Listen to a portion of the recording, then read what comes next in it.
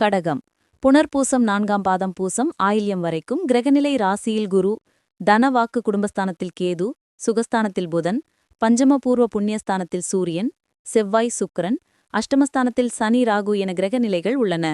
பலன்கள். இந்த வாரம் பிரிந்து சென்றவர்கள் மீண்டும் வந்து சேரலாம். நல்ல பலன்களையே தரும். எதிர்பார்த்த பணம் வந்து சேரும். விருந்து கேளிக்கை நிகழ்ச்சிகளில் பங்கேற்க நேரிடும். சாதுரியமான பேச்சின் மூலம் காரிய வெற்றி கிடைக்கும்.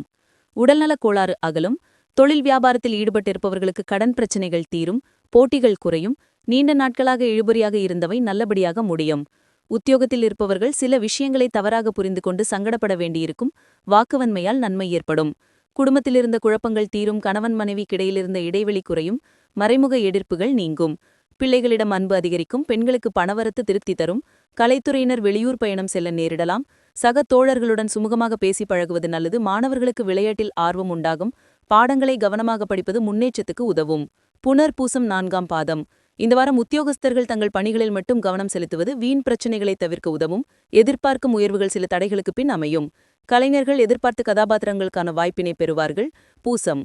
இந்த வாரம் பயணங்களால் சற்றே அலைச்சல்கள் அதிகரித்தாலும் அதன் மூலம் அனுகூலமான பலன்களும் உண்டாகும்.